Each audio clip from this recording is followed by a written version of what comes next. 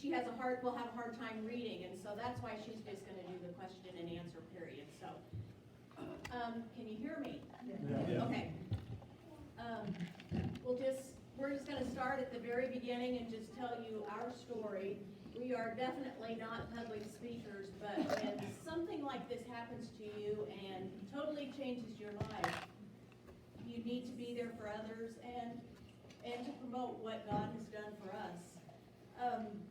On December 18th, Sidney it was on a Thursday morning. The day before, she had just finished her semester and finals for graduate school. She was a school psychology graduate student at the University of Kansas, and she had one semester to go before graduation. And Audrey, our youngest daughter, was at Baylor University in Waco, Texas, and her two roommates were graduating at semester. So once Sidney was finished with her final, she was going to head down to Audrey's, go to graduation, and then they were going to drive home together for Christmas. Well, Sidney never quite made it. Early that Thursday morning, she was going to leave really early, and it had snowed the night before. So she decided to wait till the roads cleared off, and then she'd head out. So she left at about 11 from Lawrence, and by the time she got towards Wichita on I-35 at the El Dorado exit, we think, hit slush and ice, and at that time, the car went off the edge of the road. She had passed someone, and the car had gone off the edge of the road and flipped end over end multiple times in the air. We think about 3 times it rotated, landed on its wheels and went through a culvert. So the spinning in the air, the rotational force, completely spun her brain and unhooked everything. By the time the car landed on its wheels and went through a culvert, she had whiplash pretty bad. The airbags didn't come out. It landed on its wheels. For as much as it went through, the car really didn't look that bad. But we were very thankful the 2 vehicles behind her stopped and checked on her, and it was kind of by a clover leaf, and right across the way was an EMT first responder station. And thankfully, she was within 30 minutes of a level 1 major trauma center. Steve got the call about 2 o'clock, and he had been at the elevator, and I can still hear him coming down the hall at the office, and said Sidney was critical, and they had taken her to Wesley Hospital, and that's about all we knew. We headed out as fast as we could, which to us everything was in slow motion. Thankfully, our company has a plane. It was housed in Manhattan, Kansas, and I could still see Tom running out of the office. The plane's on its way to pick you up. So we waited what seemed like an eternity. It was probably just a half an hour for the plane to come and get us. We got to Wichita, and Sidney was engaged at the time. Micah was in Lawrence, and he made it to Wichita about 15 minutes before us. And they would never tell us the whole way down if she was still alive, is all the chaplain would say was they're working on her, and would never tell us. Yeah, we didn't know how she was. If she was alive in that time that it took to fly down there, we had no idea. Once we arrived at the hospital, the chaplain met us at the doors, and I can't even remember if he did say she was alive or not, but he went to take us to her. And, we kept hoping that she would be just sitting there and talking to us when we walked in, but she certainly wasn't. She didn't. She had lots of wires, lots of tubes, everything was keeping her alive, but she just had a small scrape and just looked like she was peacefully sleeping. They had told us that emergency room doctor, Dr. Paul Harrison, sat Steve and I down and said, you can't see her injuries, they're in her brain. And how serious it was. She has a very severe brain injury. He told us about the brain unhooking and said that she could recover, but with the depth of her injury, it doesn't necessarily tell you the outcome, but it just means it's going to take a very, very long time. And I can remember him just looking at us and said, "Do you believe in God?" Yes. He said, you just need to pray, that's all you can do. He said, at this point is all we can hope for is a miracle. So, we prayed a lot.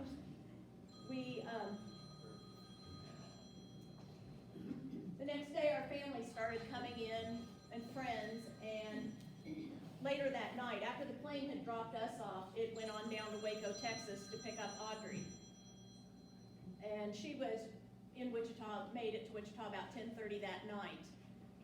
And for the next several days, we just sat and watched the numbers on all the monitors, watching her breathe. We were very fortunate. She had what they call a bolt put into her head to monitor the pressure. And while there was some pressure, it wasn't bad. And the bolt kind of fell out on its own a few days later. And they decided not to put that back in, which was really a good sign. Because she never did have any pressure. She never had a large amount of pressure. The large amount of pressure would be up to a 25. And she was always 8, 10, 12, then nothing really any higher, which is great. A lot of times when someone has a brain injury and a lot of pressure, you'll hear them going in and removing part of their brain or part of the skull so the brain can swell. We never did have to have that happen. So she wasn't waking up. I can still hear and remember Dr. Weimer would come in every little bit trying to get her to wake up, and he would just pound on her chest. Miss Doane, wake up, do you hear me? Can you hear me? She wouldn't move, never moved. And you could kind of see some reactions. We could think that maybe she was squeezing our hand, but her body really couldn't keep her heart rate at a normal rate. It could not keep her temperature. It couldn't regulate anything. Her blood pressure, anything. Her temperature would go way up, and it would be around 105, and they would put ice blankets on her, trying to cool her down, trying to get it down. It wouldn't go down and wouldn't go down. And I just remembered one evening, they packed her with ice and the ice blankets, and it finally started to go down a little bit, but she just still was not waking up.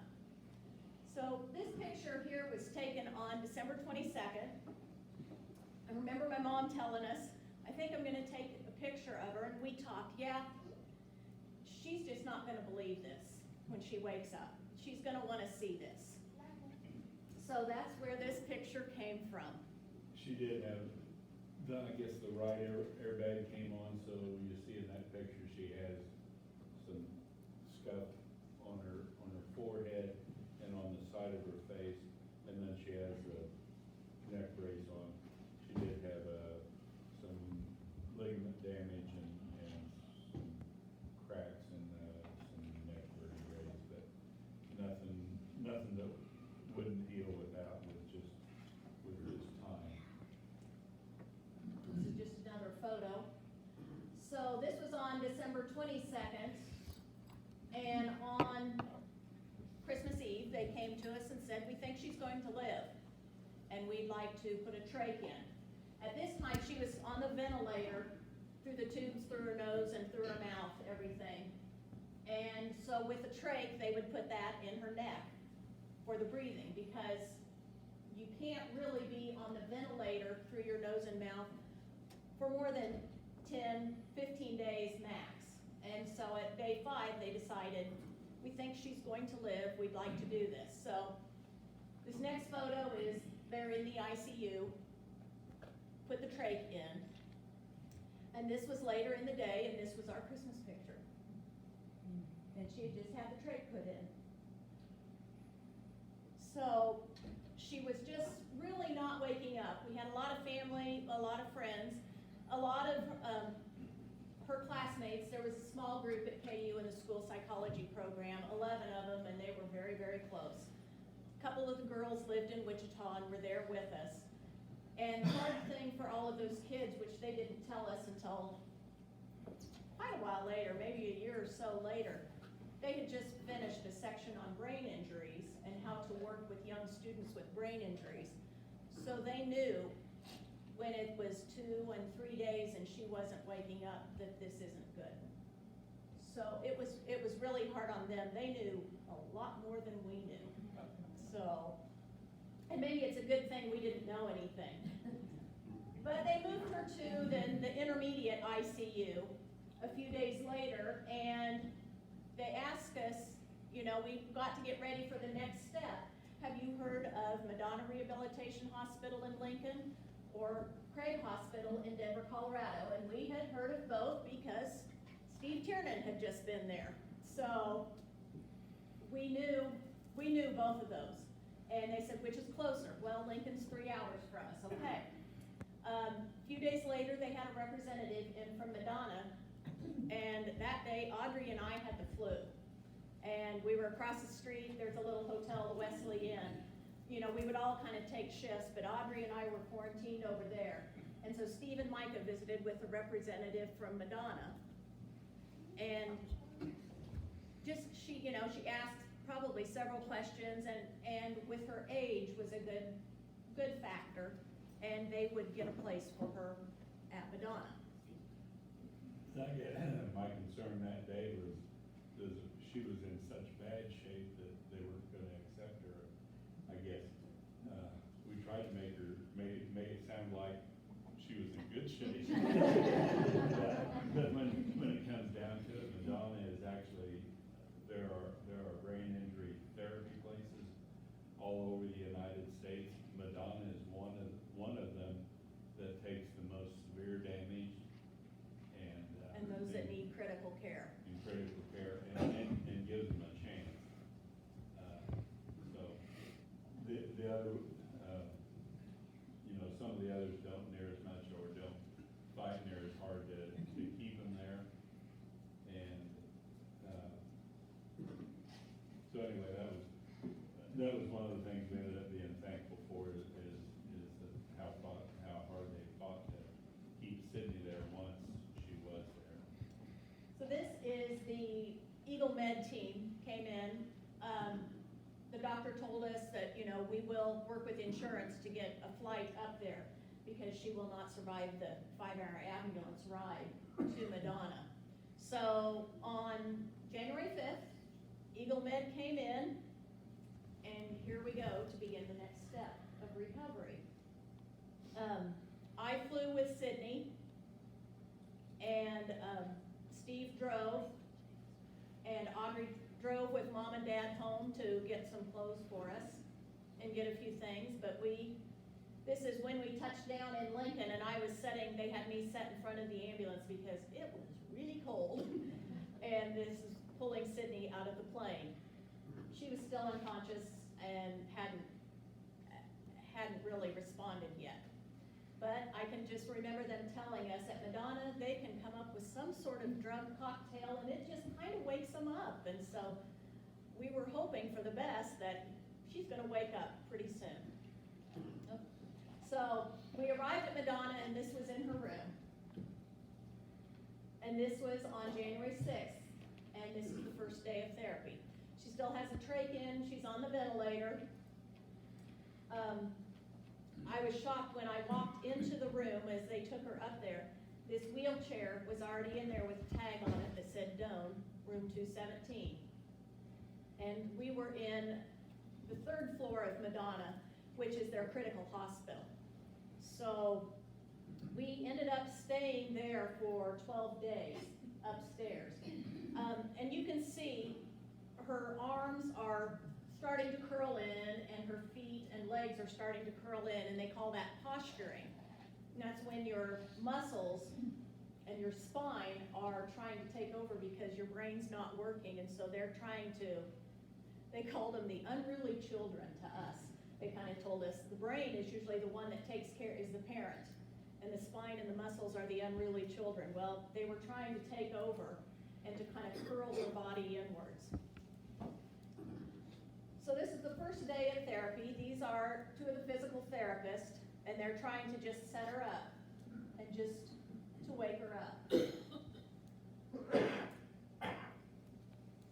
Sitting up and standing are 2 of the things that help get you back to normal. I don't know. Movement and exercise exercise helps make the brain function and come back to life. And in particular, standing, weight bearing, anything weight bearing evidently helps a lot. This, you can see she has a splint on her hand. She didn't have any broken bones, but her hands were trying to curl up into fists. And so to do this, occupational therapy will get them pulled open and they will start splinting and trying to train your muscles to keep them open.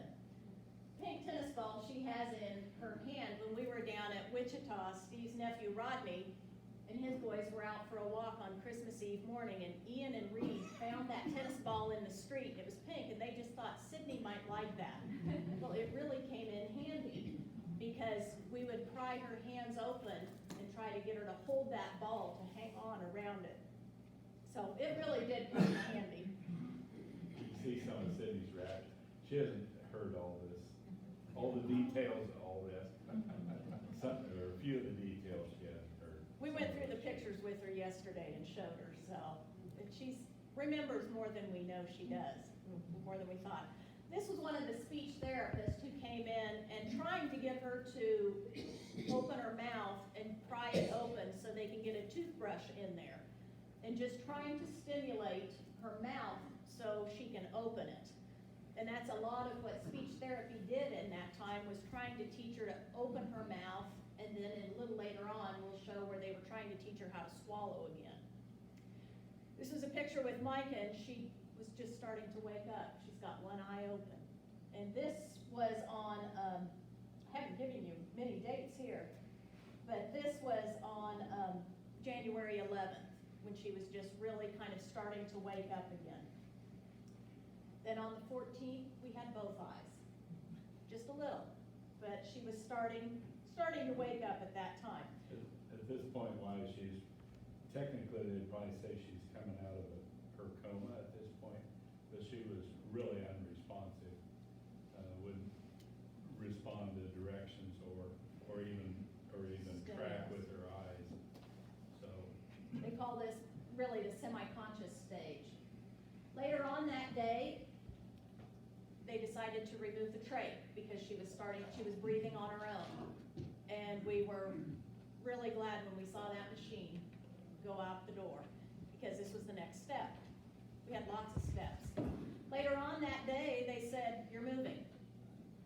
Tanya and Leon Kuhn came up that day to visit us, and they said, "You're moving down to the first floor to the brain injury unit." Well, we had about 5 minutes, and so we packed everything up, and this is us, this is Leon pulling the cart down the hall, going downstairs. taller than I am. Yeah. So this is right after we arrived downstairs. This is her physical therapist, Dan Stam, who is amazing.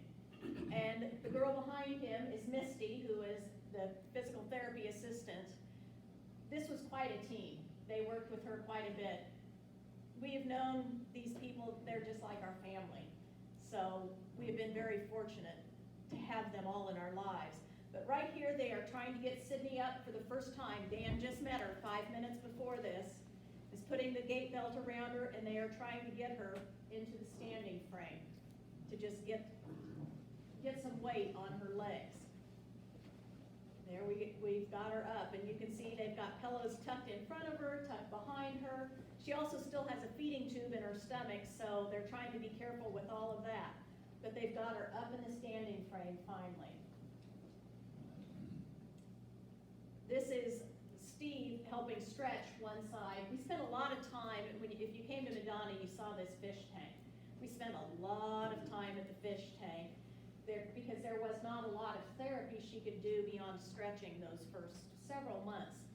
The young girl, Danny, is an occupational therapist. She had her right hand, and Steve was working with her left arm, just moving it back and forth to keep those muscles moving instead of tightening up. They want to tighten up like cement, and then it's really difficult. This was one of the first few days. I think this is when Craig and Roseanne came up and brought Tess and Cooper up. Madonna is wonderful in letting pets come and visit. They also have angel dogs that people bring in. It's wonderful. It just helps so much. But Tess and Cooper came. They really didn't recognize Sidney, it just wasn't Sidney. But this is one of our therapists, Jen, who, if you followed her journey, you've seen Jen in a lot of photos, and we talk a lot about Jen. But they're just trying to get her to touch the dogs, just to wake up. About this time, oops, I got a little ahead of myself here. I'm not used to doing this one. There we go.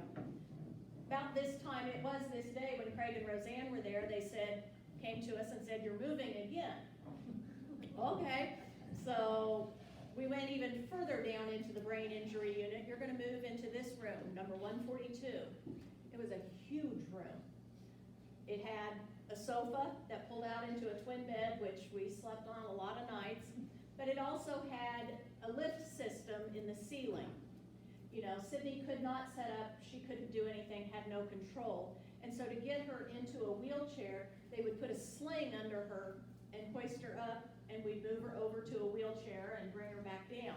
Well, this had the sling system, and the system was up in the ceiling.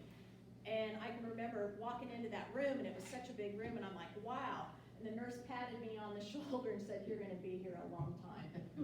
Hey, we were thankful for that. Also that same day, and I can remember still sitting on that couch when Craig and Roseanne were there, and Patty, one of the social workers and insurance specialists, came in and said, "Okay, I've got bad news and I've got good news. Insurance is kicking you out." And we're like, "We just got here." And she goes, "Yeah, I know, but I've got it taken care of." And Madonna is amazing. Insurance, after they give you almost 30 days, if you're not making any headway, you need to move on. Moving on meant probably to a nursing home, a skilled facility. Well, we knew she couldn't have the chance of recovery if that's what we were going to do. And I mean, we fought. And Madonna really fights for you. Patty's like, "I've got it under control." I can't even remember what they were gonna do. At that time, we were doing a lot of splinting with her limbs and everything. There are lots of steps before they're gonna kick you out of here, you know. The doctors have to go head to head and talk, and just a lot of things. So she said, "You're gonna be fine." So that was really the first we started to have problems with insurance. And I don't care who you are, when you're in the hospital, everybody fights insurance. But this was a whole new level. This, I might go back just right before this photo with Brooke. Right before this, Audrey was still with us because she was still on Christmas break, which that was wonderful that she could be with us all that time. But it was time for her to go back to school. The semester was ready to start. She was one semester shy of graduation also. And I think the hardest thing to do was to we took her to Omaha. Keith and Marcia were there that day. And we had to take her to Omaha and put her back on a plane. And at that day, and Sidney had a couple of these episodes. But right before we got ready to leave, she started, it's called a neurostorm. And it's where your brain is trying to turn on and trying to connect, but there's nothing for it to connect to. And so it storms, and so your heart rate goes up, your blood pressure goes up, your temperature goes up, you just sweat profusely, and you're just not comfortable. And Sidney was storming, and at that time we had to go to get Audrey back to Omaha to the plane. And Audrey was just, we kept promising her, we'll take care of her, she'll be all right. And Keith and Marcia stayed while we took Audrey back. And that was the quietest, longest car ride I've been on in a long time. But we sent her back with a promise that she will be fine. We didn't know how. Just a couple of weeks ago, I was telling one of our physical therapists that story. And the lady that I was telling this to has over 30 years of neuro experience. And she said, Sidney was trying to tell Audrey that she was there. And she said, I have no doubt that she was trying to communicate, and that was her only way of knowing how to communicate. So, which I hadn't really thought about that. It was just a nightmare. So, there are a lot of things that they do to communicate, and that was one of them. This is downstairs in part of the therapy gym, and this was Brooke, our occupational therapist, and I know you've probably heard of Brooke a lot. Brooke loves horses. Brooke played basketball. Brooke reminded us a lot of Sidney. But she also specialized in eyes, and so she was prying her eyes open and looking into them and thought she had some double vision at that time, and that they could correct it by taping her eyes on her lenses, and that did work. It worked really well. Here's another picture of Jen. This is back in the therapy gym. We did a lot of stretching at that time until she could wake up, just keeping her muscles moving. This is a video with Scott, who's a physical therapist, put her on this ball trying to mimic a horse, just to make some connections and wake her up.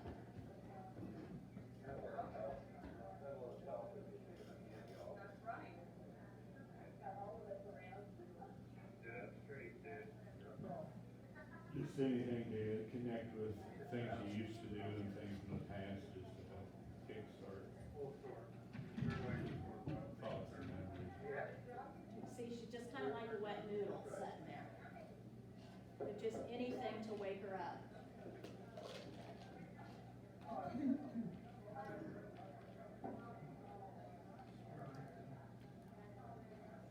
Trying to gallop and trot. Scott's a great PT. He works with the pediatric unit at Madonna. Well, you wouldn't want to ride any of my animals there.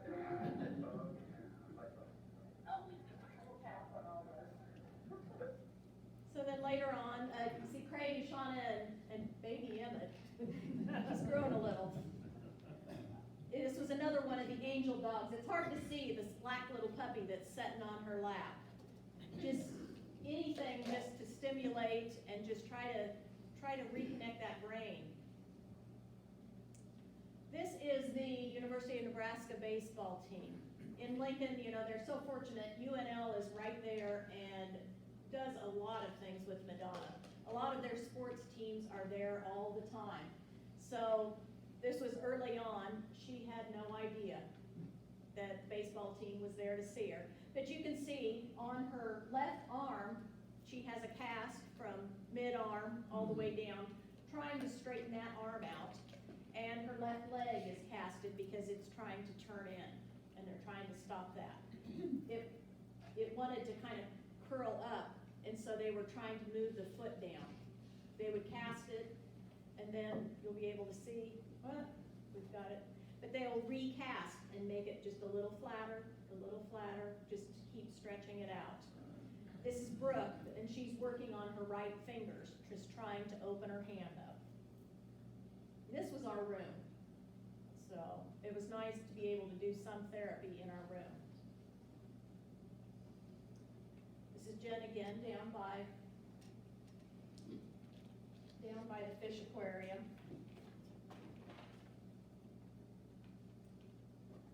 And these are just some pictures with Sidney. We tried to keep just anything, washcloths, anything rolled up in her hands, because her hands were starting to, she had holes in her palms where her fingers would dig in. She had no control over her muscles. So her fingers were just clamped so tight and digging in. And her fists were closed so long that her skin was starting to break down on the palms of her hands. And it just starts to turn to mush. And so we would try really hard to keep things in her hands, open those hands up and keep them clean to try to stop that deterioration. And I see she has the pillows on. This must have been about the time she was starting to move her legs. This is at the end of January. And she was just kind of starting to move her legs and kick just a little bit. Here is a picture of Brooke. We've got Sidney's eyes covered. She's got a little saw there. You can see it on the bed, and she's taking the cast off and getting ready to put another one on her hand to keep that open. Here she is back down in the gym in the standing frame, and Dan is behind her, and we're trying to make her stay awake, keep your eyes open, and Dan was always trying to pull her eyes, just anything, wake up, because she was semi-conscious, and so, but in the standing frame, we worked from the first time she did the standing frame upstairs in the hospital part, took 5 people to hold her in the standing frame, and she could barely make it a minute before her blood pressure went way up. So we worked from a minute to, at the end, we were standing 30, almost 40 minutes in the standing frame. But it took us almost 2 months to get there.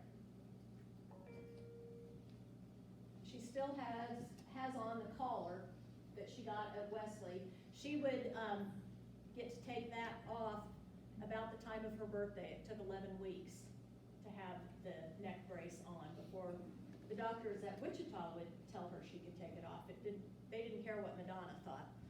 So, but she was, thank goodness, she was able to get that off mid-February. You can see she's got a towel and still there's a deal in the back of her wheelchair that's A holding headrest. her headrest, keeping her head up straight. This is an arm cycle, and I can remember when Brooke took her down the first time to use it, and she would take her right hand, because she was still casted on the left, and just try to get her to push it, you know, to get her brain to take over that I know what I'm supposed to do here. And I could just, oh, it was so difficult to watch her because she just couldn't do it. About this time, this was on February 3rd. The accident was December 18th, so a month and a half. Here she's up in the standing frame and she's trying to give us a thumbs up. And so, and that date was on February 5th. So we knew she was there. It's just, she just couldn't tell us. We spent a lot of time on, therapy was Monday through Fridays. And once you got a little bit better, on the weekends you could sign up for therapy. It was optional. But we weren't quite at that stage yet. We spent a lot of time walking the halls at Madonna, and if you ever came to visit us, you went to the chapel with us. We took you everywhere. We were very fortunate. Madonna is run by it was started by the Benedictine sisters, and it is a Catholic hospital. So they have mass there every day. You know, there is a priest there all the time, so we were very grateful to them, and that they had a pastoral care team, and we've become very close with all of them. You know, many hospitals that you go to don't have that, so we were so thankful for them. Here we were in the gym and still doing a lot of stretching. These were some of our favorite people, Dan and Max. Max was a golden retriever. Of course, we had Tess at home, our golden retriever, who was kind of old, just like Max was. Dan has MS, and every Wednesday, Dan and Max would come and see us. We were so grateful for them. Dan has really struggled with his MS, and now he is in a nursing home in Lincoln. So we don't get to see him very often, but he would come to Madonna for therapy some. But Dan just very faithfully brought Max and visited so many patients. And actually, they have a painting on the wall of them. This is Brooke and Lisa. Lisa is trying to open up Sidney's hand and just a clamp around the edge of the mat. And they're just working on just trying to teach her to set up. Lisa's brother, I can't think of his first name, Mary Jo Gruel's husband, it's not Ron, Rick. This is Rick's sister, Lisa. So we have a little connection from home. This is Brooke and Lisa. They've got bean bags in Sidney's hand, and they're trying to teach her to hand them to us, to move her arm over and bring it over and release it. This is on February 11th, so she's still semi-conscious and really can't respond to commands. Here Dan is trying to do the same thing. You can see Dad in the picture. We've got her in the standing frame. Dan's holding her head back, just trying to get her to move those bean bags.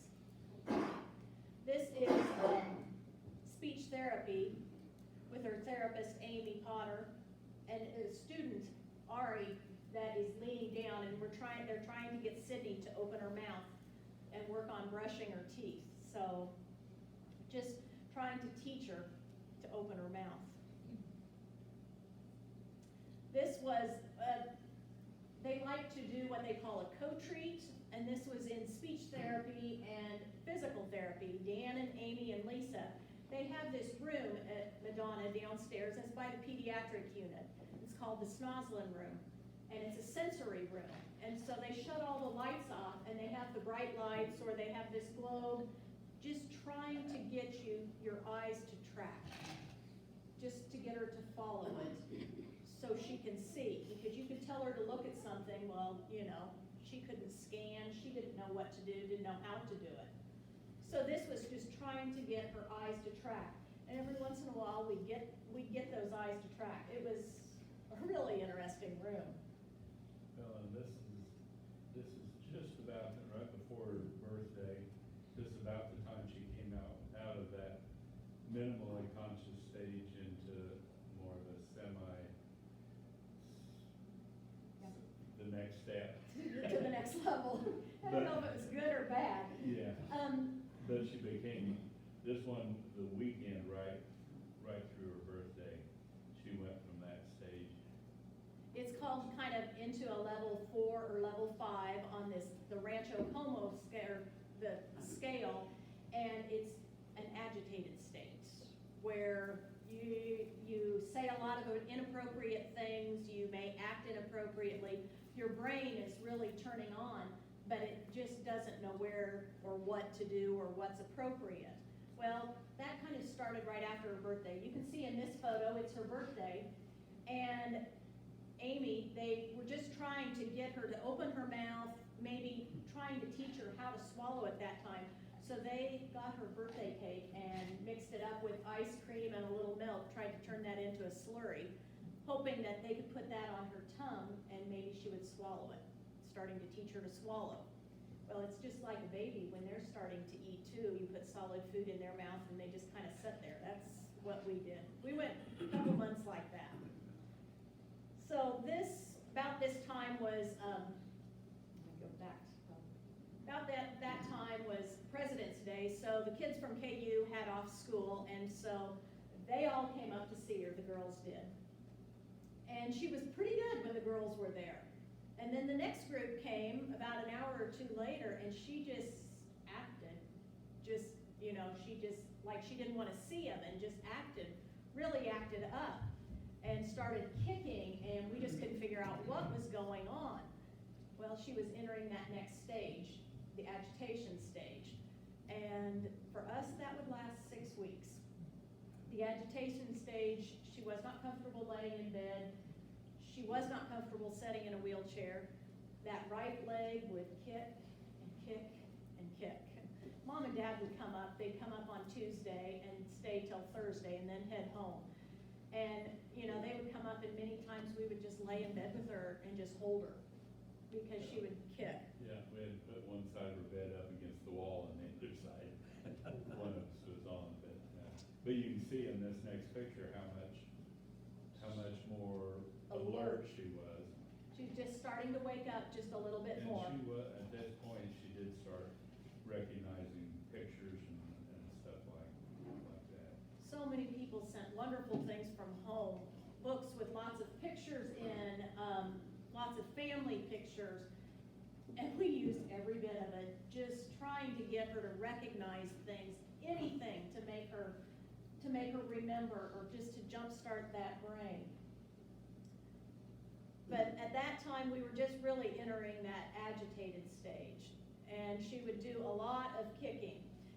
And so this was down in therapy. She's just beginning to help out just a little bit more. So this is a video on transferring her to the wheelchair. This is Brooke. She's trying to teach her she wants her to transfer.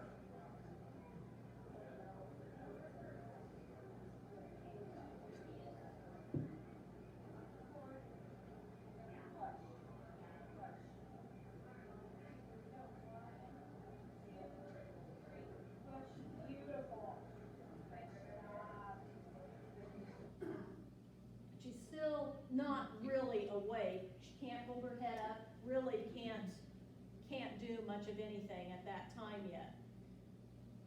But she was still able to pretty much participate in therapy. Some days it was really difficult because she just couldn't do anything but kick. This is a little later on that day, and this is a series of shots.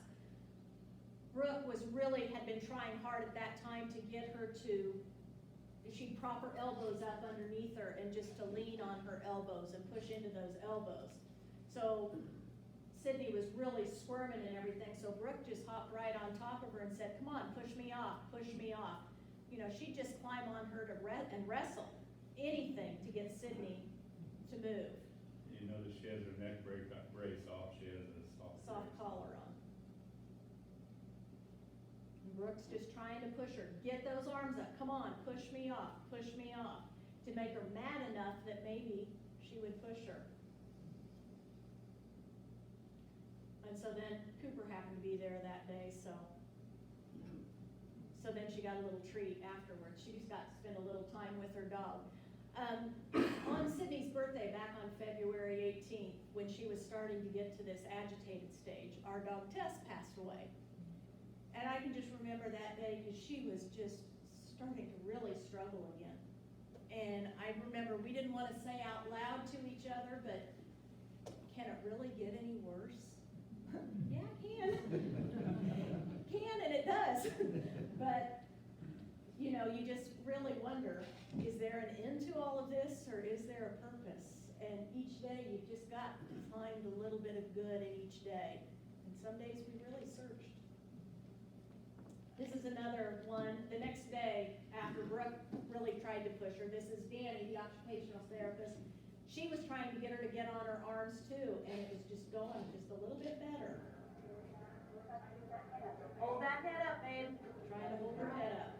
Good job. Good job. Hold that head up. You're kicking those in the butt. Yeah, you can see she's really kicking that foot back behind and kept getting Lisa. Yeah, both those eyes open. Oh, look at you. So good. There you go. Keep them open, baby. This is on February 24th. There you go. So this is just a little over 2 months after the accident. Keep those eyes open. And we were thrilled to death. You know, those tiny, tiny, tiny bits of making some headway finally. But still, we're really struggling with just that uncomfortable stage and really agitated. This was on a weekend, I know, because this therapist, Tim, really only works the weekends. And once we got a little further in, we would sign up every Saturday and Sunday, and we would sign up for speech, OT, and PT, whatever we could get, and it would be a half-an-hour session. So we were always prepared. Some people slept through their therapies, not us. We were there.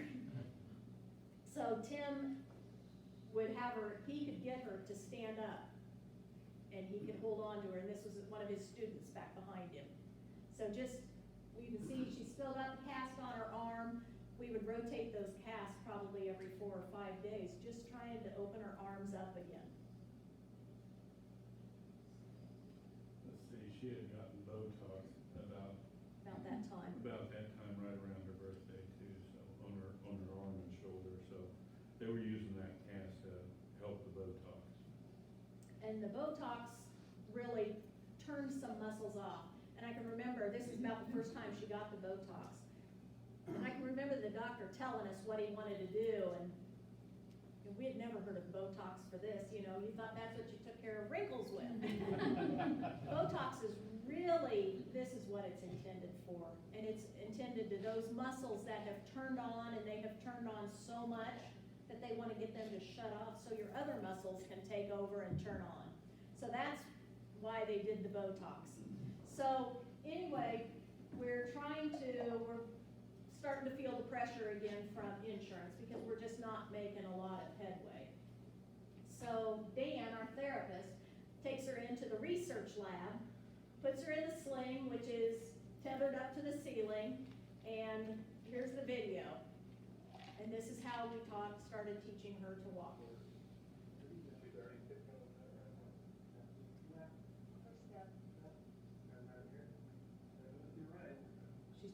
move her right foot, do it herself. She's actually moving her lower body herself. Some.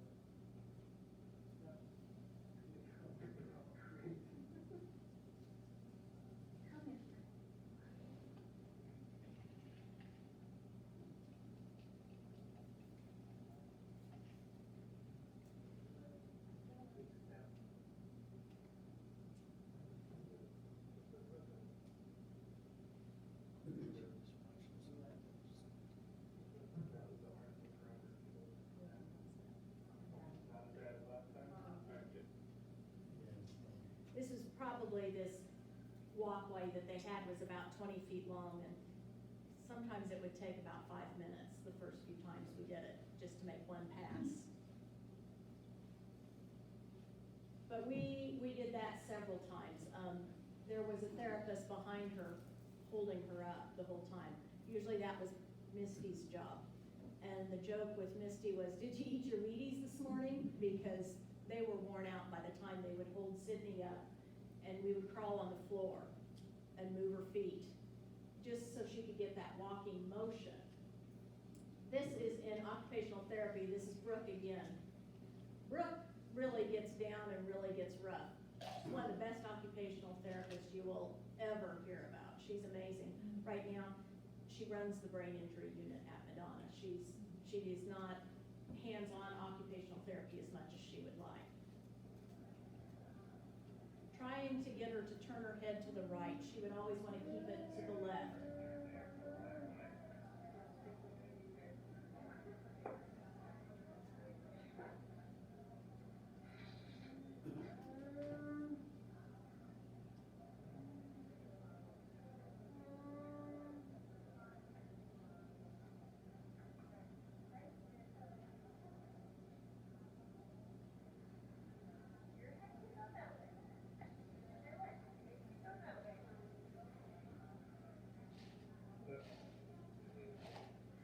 You push it that way. You push it that way. Look over here. Mom and Dad are right here. That's it. Pull up. Tell those other muscles. At that time, Sidney couldn't speak. And so that was her communication. You could hear her groaning in there, and that's about all that she could do to speak. And she couldn't swallow real well, so she drooled a lot. But she's got that under, took a long time, but it's all under control just fine. She's not real thrilled that I said that. But that is part of it. That is part of it. A lot of people, if you have a stroke, that all affects your swallowing. And that was where a lot of her damage was in her neck, in her throat, and in her mouth. And you couldn't control that. So this is what our days really entailed, was therapy. All morning, all afternoon, and we'd be worn out in the evening. And we were still going through this stage. Let's see. This was on March 18th, that video was. She was still going through that really agitated stage where she would kick and kick and kick, and just wasn't comfortable with anything. We would hold her in bed. Steve went out and got an egg crate. We laid it beside her bed in case she would throw herself out of bed, that she'd have something soft to land on and we wouldn't have any more damage. But we would lay on the floor, sleep on the floor beside her, or we were always with her. She never, the whole time she was in the hospital, was never ever alone. We were always there day and night. At this time, we really weren't getting any sleep because that 6 weeks of the agitation was horrid. We thought the first part was bad. I think almost those 6 weeks were almost worse. And the psychology department came and said, you two need some sleep. You've got to sleep. So they brought in someone, and they would sit with her all night long and sit at her bedside. all night long to make sure she didn't fall out of bed or anything. We had Madonna housing, but we always stayed with her in the room. And so they said, they basically made us, we'd go over at about midnight, we'd be back early the next morning, but they made us stay over there so we could get some rest. And at this time, just around the corner, was another young family with a young daughter Sidney's age who was a gymnast. And she did the silks, and she was at Union College, which is not far from Madonna, and she was putting the silks on the ceiling of the gymnasium, and she fell from the top of the gym onto her head.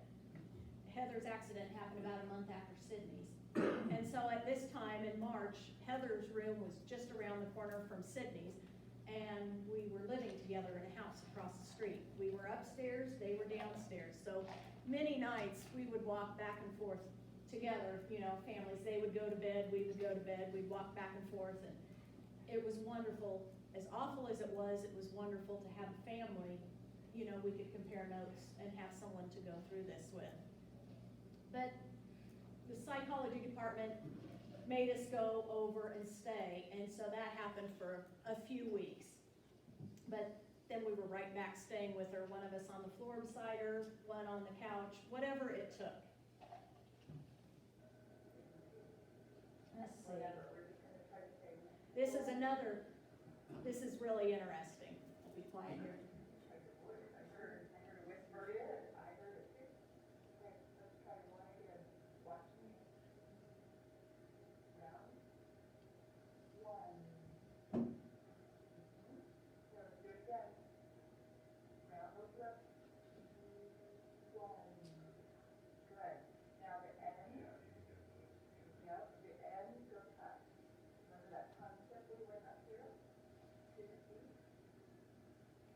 Where we end up, right up here. So watch me again. One. Good. Okay, now we're gonna go to two. I'm gonna say 1, 2. You ready? I don't care if there's voice, just work on the movement. 1, 2. Yeah, Sydney. Good. Do it again. 1, 2. Now, the hard part is the tongue, but you're good with your lip stuff. Okay, now we're going to add the last one. 1, 2, 3. Yeah, that's the 1 is lip rounding. 1, 2 is pursing. 2 is 3 is spreading. Yeah. Okay, here we go. We're going to say them all together. Ready? 1, 2, 3. Yeah, nice job, Sydney. In there. It is in there. Good job. Good honey. You didn't realize how hard it was to say 1, 2, 3. But we were thrilled to death. And this was on March 16th. Here's another video with Brooke trying to get her to turn her head. This was on the 18th. This was 3 months after the accident. Oh, you're gonna stay. Now you're gonna hang out here for a while. Bye, Mom. There you go. Good pathway.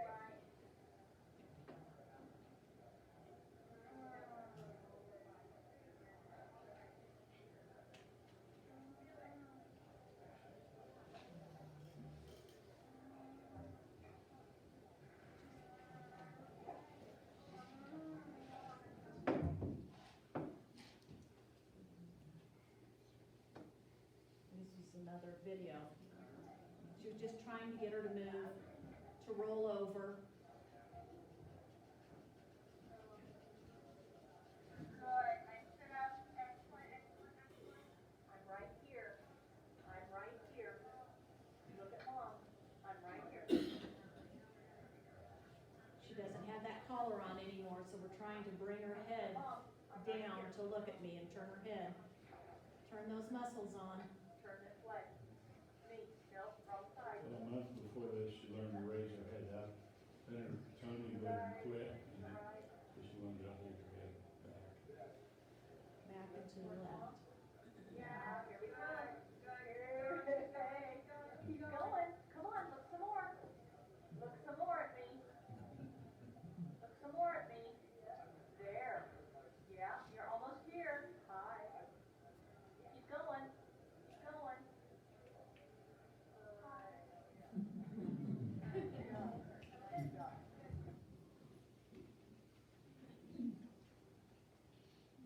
This is on the local mat. I remember when we made it there, I thought, wow, we're really doing well. This, 4 months after the accident, this is on March 20th. And the local mat has you up in a sling, and it's a robot that makes your legs move. They are mimicking walking. To learn to walk again, it takes thousands upon thousands of repetition. And this local mat gave you those thousands of steps. The goal was to work up to at least a half an hour on it. So this is the very first day that we used this. This is in the loco mat. We have our hands out to the side and we're holding them down with her, forcing those hands open to keep them away from her body. We had to hold her head forward because she was wanting to hold it back. Trying to teach her, look down at your shoes, look down, look down.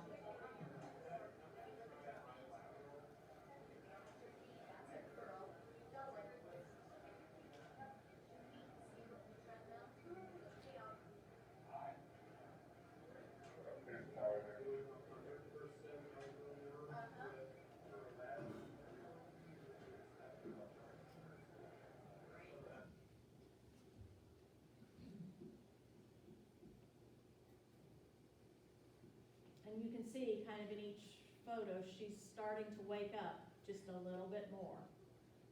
This is with our speech therapist, Amy, in the session later that day.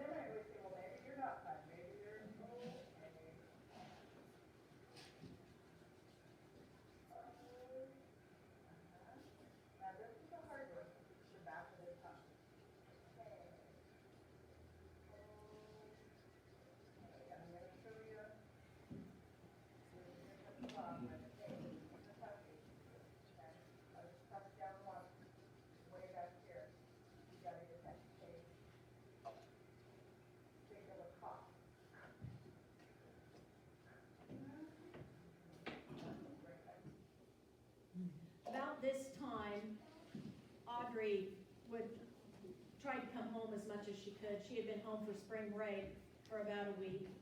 And this was around the 1st of April when this was shot.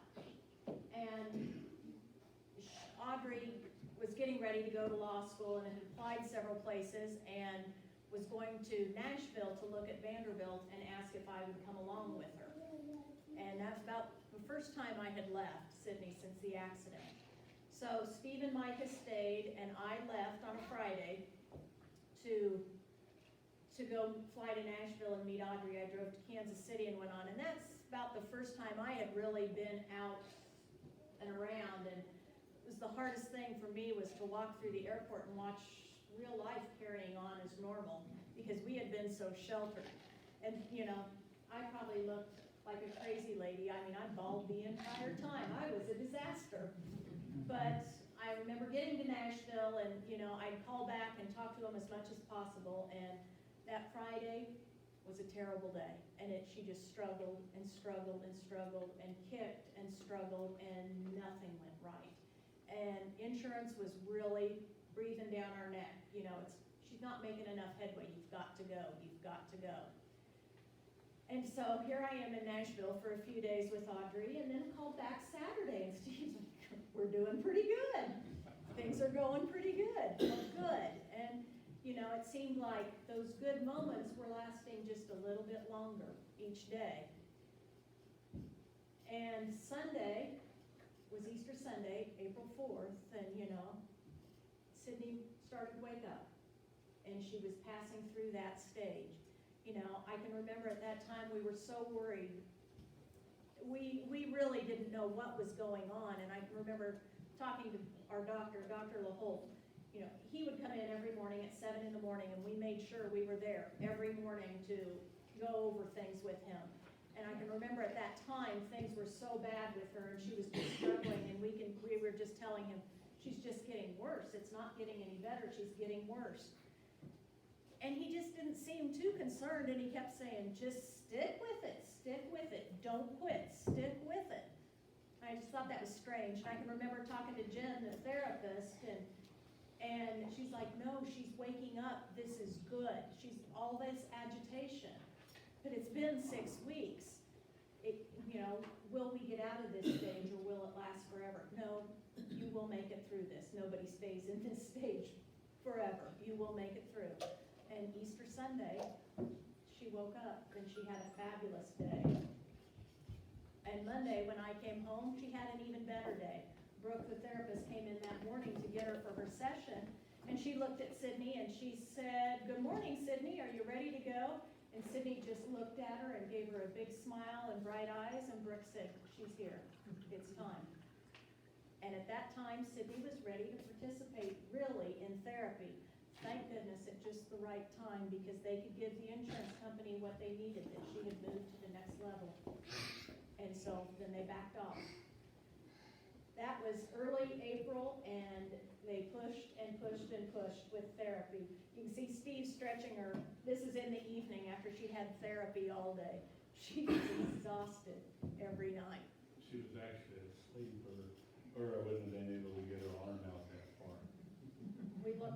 I thought she about had to have some injury in her shoulder or something, because when she was awake, you just couldn't move her arm. But when she went to sleep, it would move. So it was all just muscle tightness, just. And relaxing. Yeah.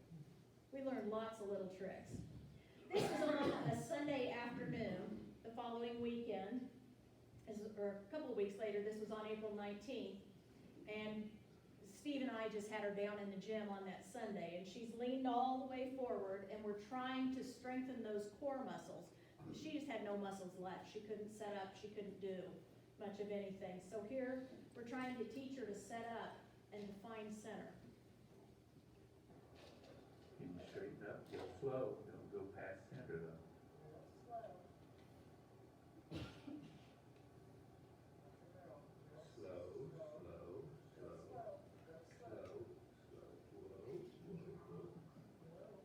Right there. About center. She's looking into a mirror.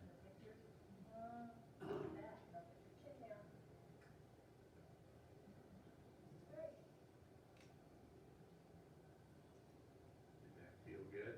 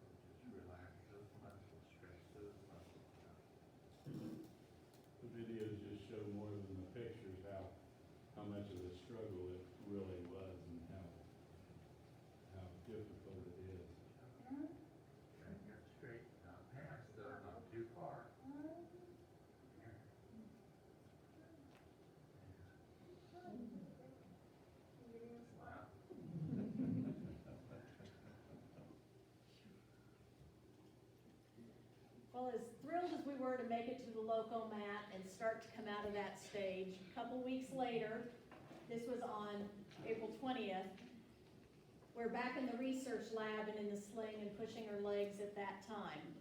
She had toning in her muscles, where your muscles turn on and they just won't quit. So as they had her in the loco mat, her legs would just straighten and stiffen and shut the entire unit down. And insurance caught a whiff of that and they said, you can't be on that anymore. So Dan would never quit.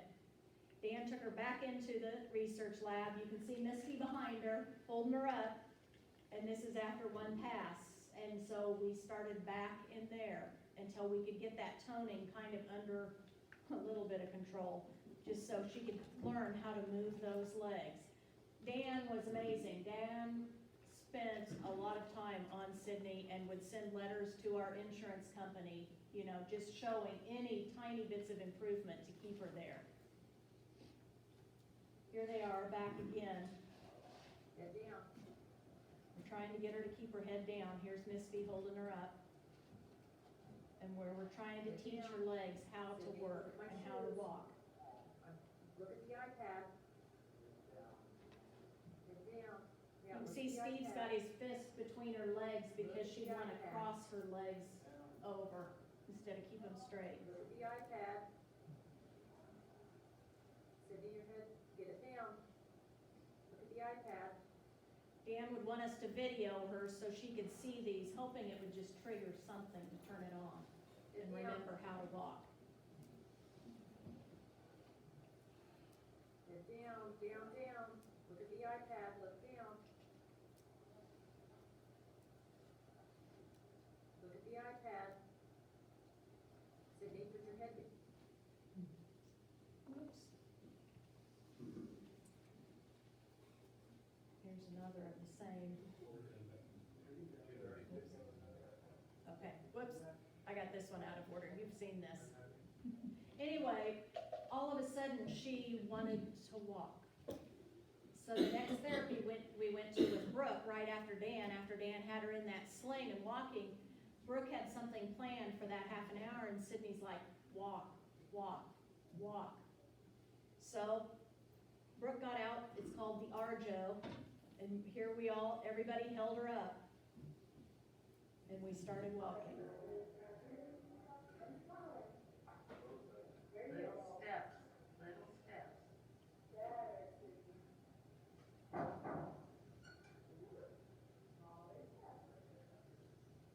The therapist behind her would try to put her foot in between so she wouldn't cross her Head feet. down, eyes open.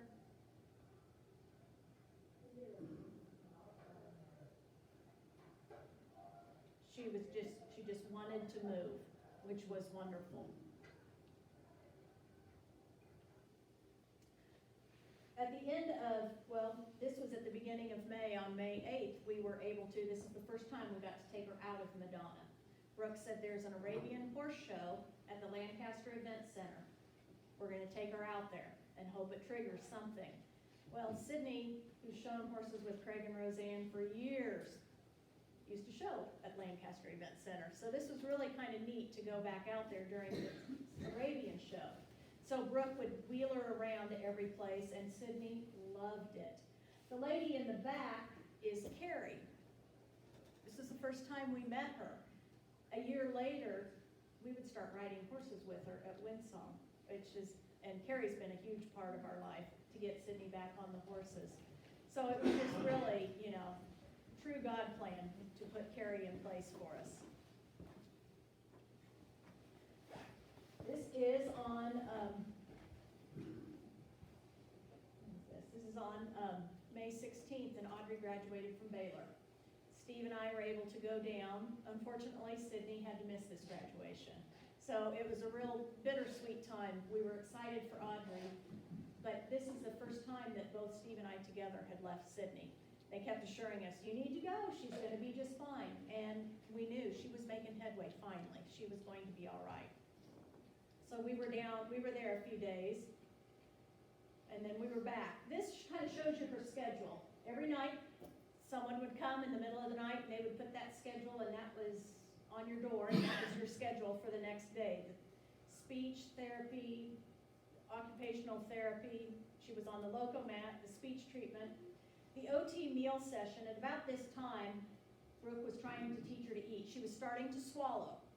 So she would order a soft food tray and have it sent up for lunch. And Sidney was kind of like a madman. Those arms just really didn't work, and we'd stick a spoon, she would, and she'd make her get those mashed potatoes by herself, and she'd dig in, and those mashed potatoes would be everywhere. And Steve and I are like, oh my gosh, and Brooke's like, this is great, keep going.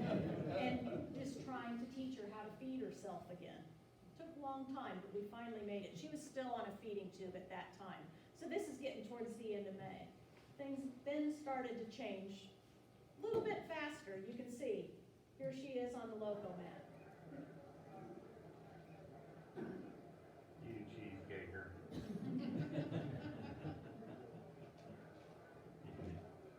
Looking good. Does that feel good? Feels good to walk, doesn't it?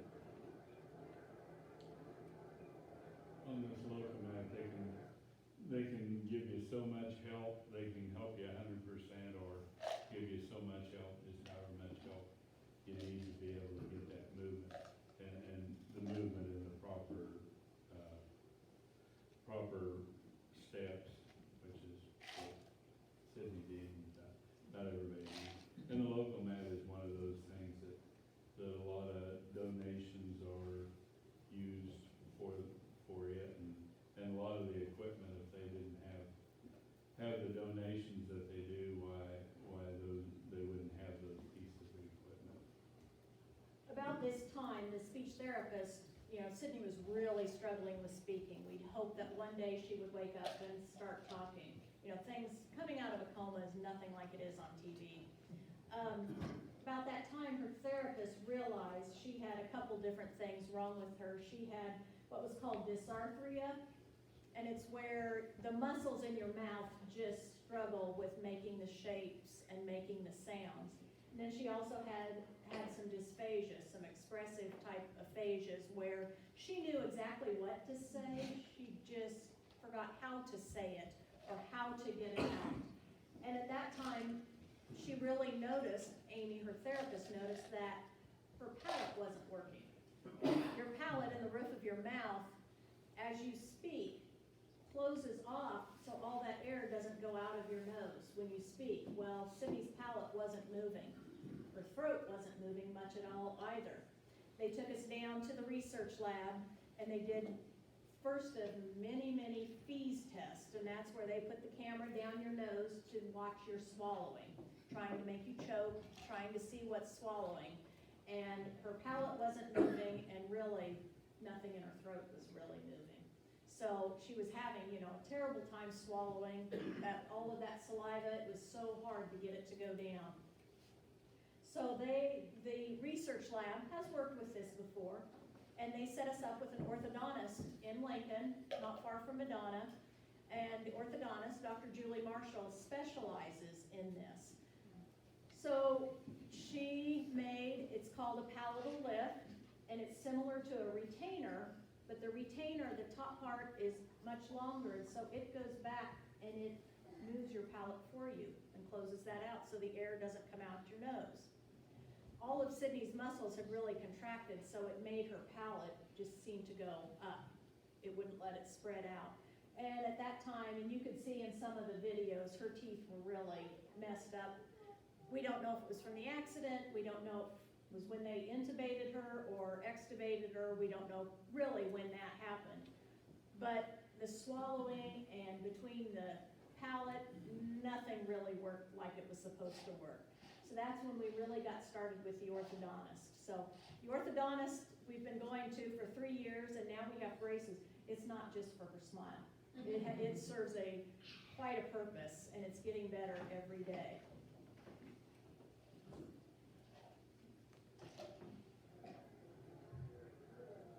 Everything is just starting to get a little bit easier.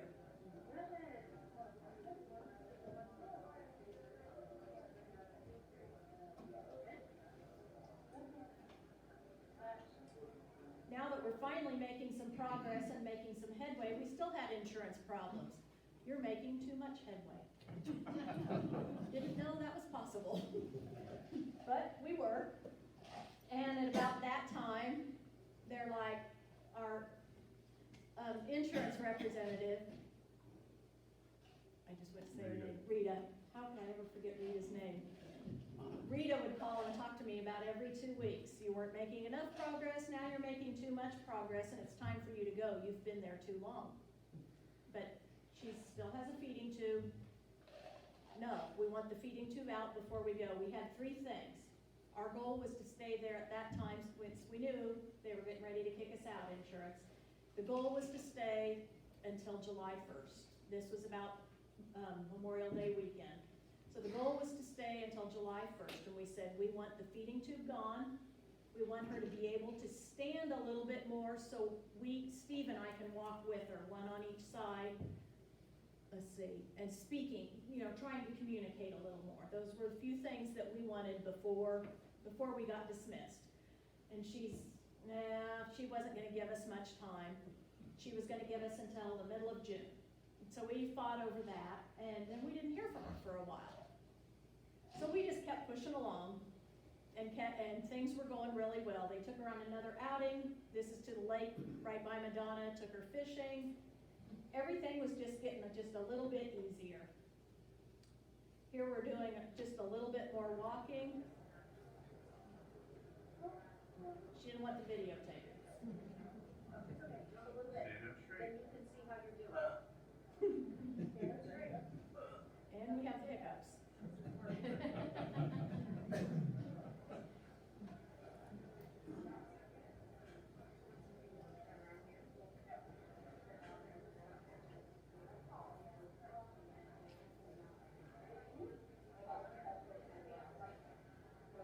But that was one of her favorite things to do, was just get up and walk. It had to feel so good. I can remember one weekend when she was first starting to walk. The priest, Father Cooney, was in. It was on a Sunday afternoon, and we met him in the hall, and Steve and I were with Sydney. She was in the wheelchair, and we were pushing her around, and she spotted him, and he came up to talk to her and everything, and she just kept saying, walk, walk, walk. He's like, honey, if you want to walk, I'll find someone that'll help you walk. And we're like, no. She's fine. But she just wanted to walk. We were thrilled. Trying to teach her to stand up straight, follow midline. Here she is, back on the loco mat, and it just continues to get better. I'll get one with Callie here. Okay. Callie's a great therapist. Madonna opened a facility in Omaha, and so Callie went there. Several of our young therapists drove over from Omaha. When we were an outpatient, we lost several therapists to that facility. So we're glad to let some other family use them. This was the new step, and every weekend, we would have her, between therapies, we had her out on the new step, whatever it took. We were practicing, working hard all the time. It just got easier and easier. This shows you the splint on her hand. This all comes from all of that casting and trying to keep her hands open. Every night, we'd wait until she went to sleep. Steve had this all figured out, he'd get her stretched, and then we'd get those splints on her hand. Because if she was awake, you could not get those hands flat and open them and keep those splints on. And I can remember Brooke, when Steve, he had a magazine, and or catalog, and showing her some splints. What do you think? There were some splints that kind of went around the ball, and we showed her this one, and she goes, I just don't think those are gonna work. I don't think we're gonna get her hands open again. And she didn't think they'd really ever go past this, but hold your hands up, show them.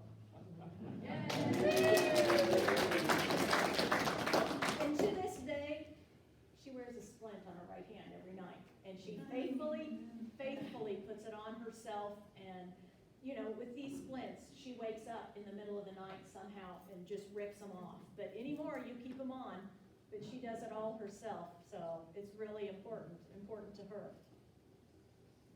This is we were still on inpatient, and they took her for another outing. They do a lot of recreational therapy, which is wonderful. This was bowling. And Audrey was home for the summer, which was wonderful, so she got to spend the whole summer with us. So after a day of therapy, we had a lot of movies up there, DVDs, and they'd watch a movie in the evening, because now we could really communicate. And they also had a good time together. So about this time, we hadn't heard from Rita with Blue Cross Blue Shield for a while.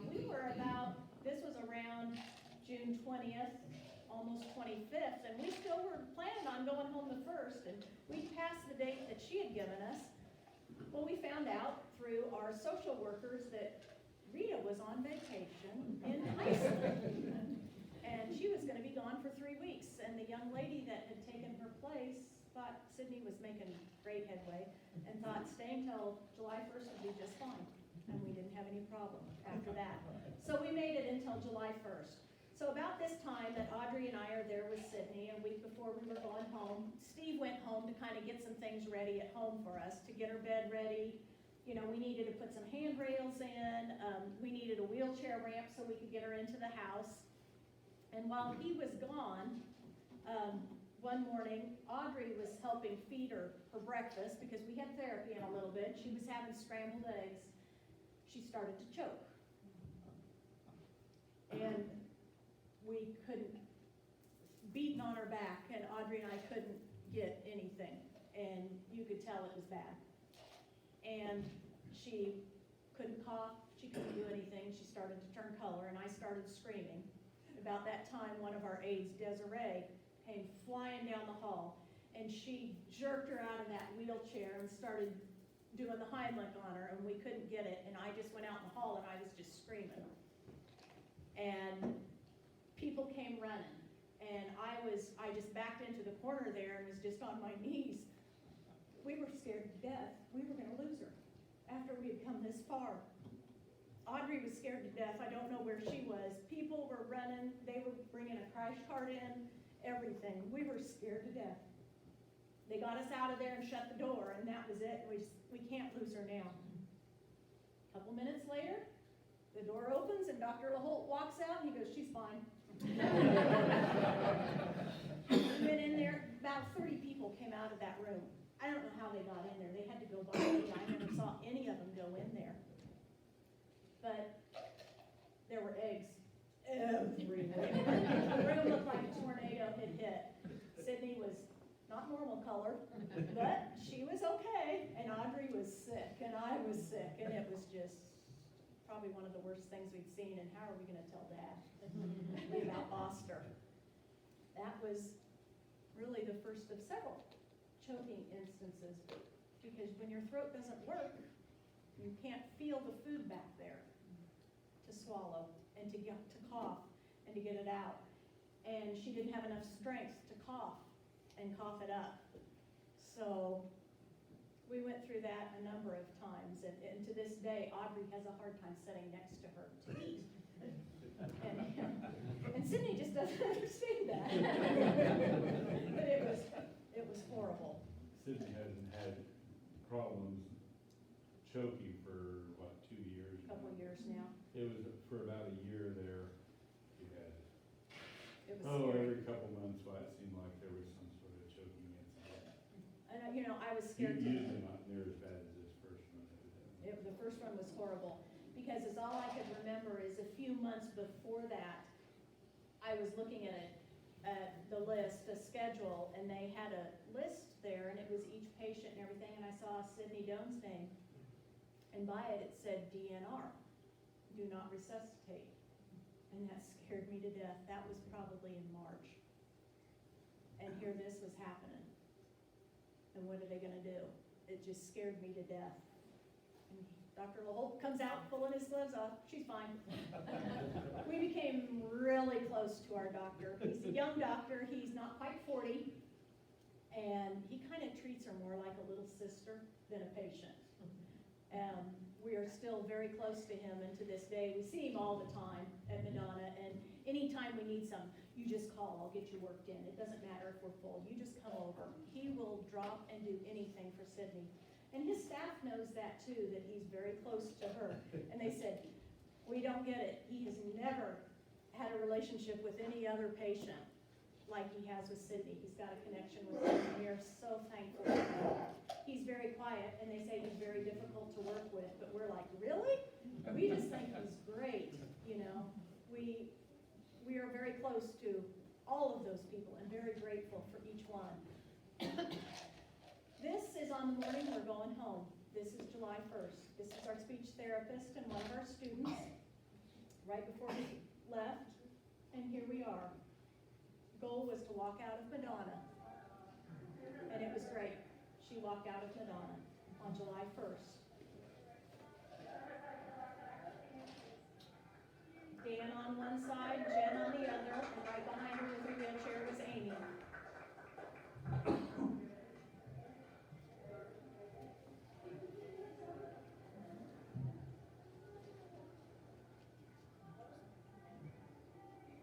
You can kind of hear it in the background. They played Fight Song by Rachel Platten.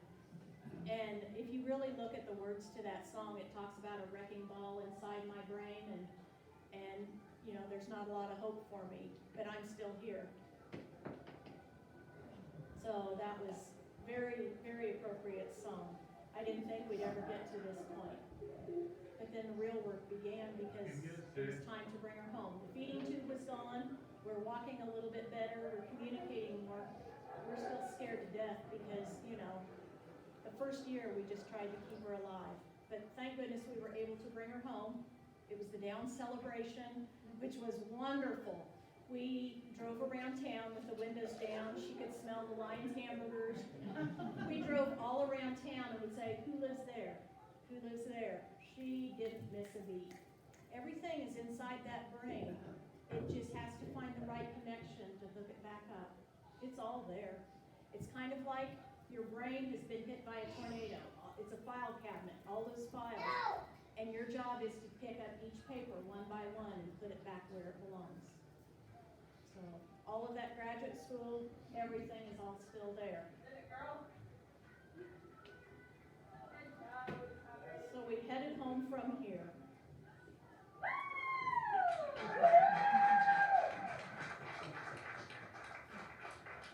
It was a huge day.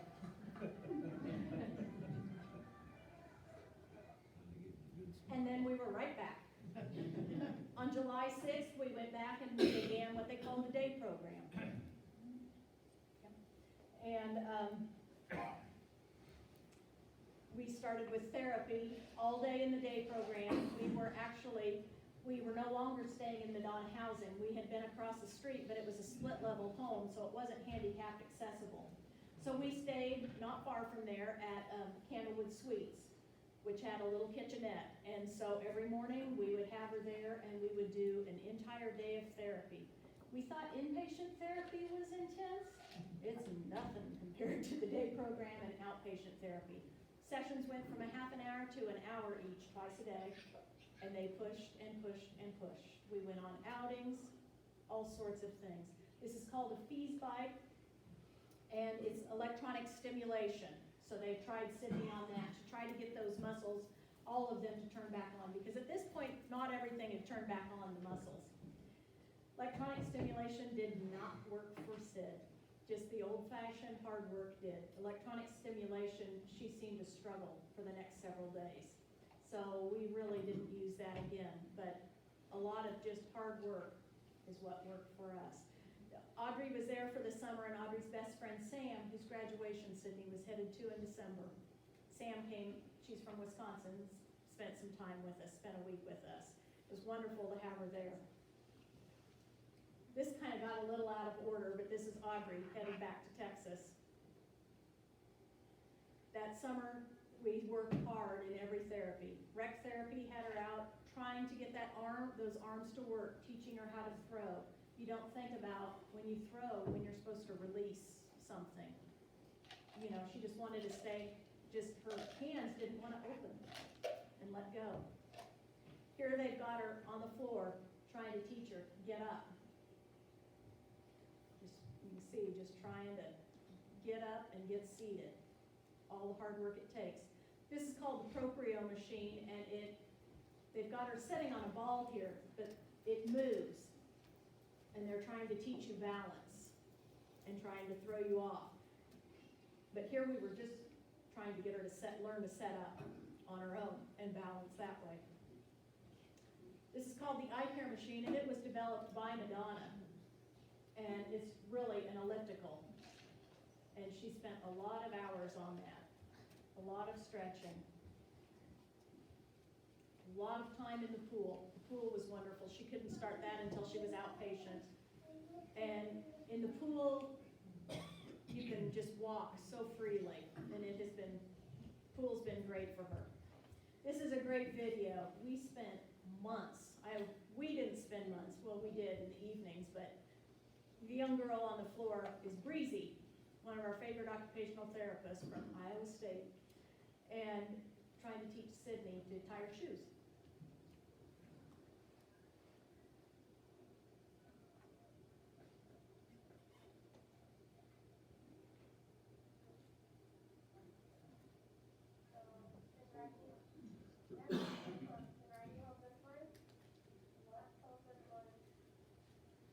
I didn't know if we'd ever figure this out.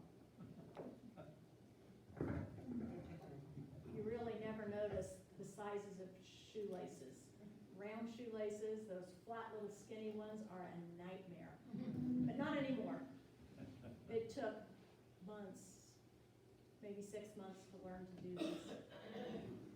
It was a goal for probably 6 months, It yeah. was.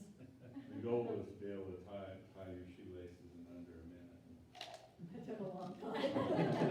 That goal. Yep. We spent a lot of time in the car driving back and forth between Lincoln.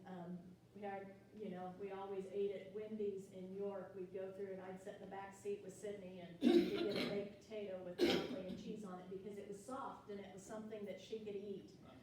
Every day after our day program therapy, she would just be exhausted. So we'd get her into the car and I'd sit in the back seat with her and she'd want ice cream. And so we would stop at UNL at the dairy store or any place, get ice cream. I'd feed her ice cream and then she'd fall asleep for maybe an hour or two in the back of the car. So I think Steve drove every street in Lincoln. We've been on every one of them just to get her to rest.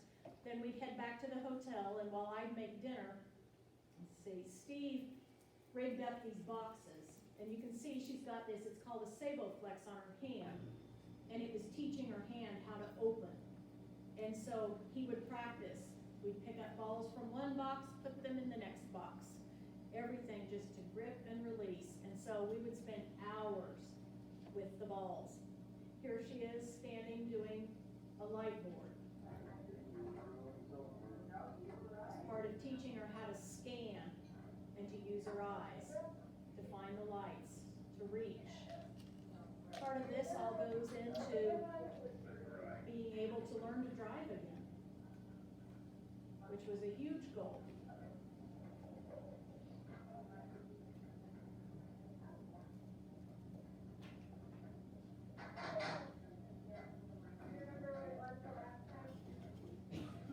This was in occupational therapy and where they had PVC pipes and just trying to screw them together to learn to use your hands again, to screw something together. Things were really getting better. This was Dan in speech therapy in our outpatient, trying to teach her how to drink out of a straw. Since that palate didn't work and all the air went out her nose, you couldn't suck from a straw because there was no air, it wasn't stopping it. So she's got a pin on her nose closing it. She could drink out of a straw if her nose was plugged. We spent a lot of time working on that. This is Rick in rec therapy. Jenga worked really hard on those fine motor skills. He always had something fun for her to do. Well, here we weren't supposed to do this, but at home, when you're married to a farmer and have a pasture, we had the girls' high school car, the CRV, which has been wonderful. And we set up cones in the pasture, and Steve took her out, and it was time to start to teach her how to drive again. He had the cones set up, and turn and to stop, and she loved it. And when they found out we were doing this, we were in big trouble. And we promised we'd quit, but we lied. It was wonderful for her. Madonna has several different events every year, and in October we got to go to one. And these are two of her therapists, Brooke and Jen, that we are so close to. It was just fun to see them. And this is her great doctor, Dr. Holt. This is the first time we got her on a horse. Horses were her favorite always. This was out at a place called Stillwater's Ranch, south of Lincoln, and Brooke would ride out there. So Brooke is with her.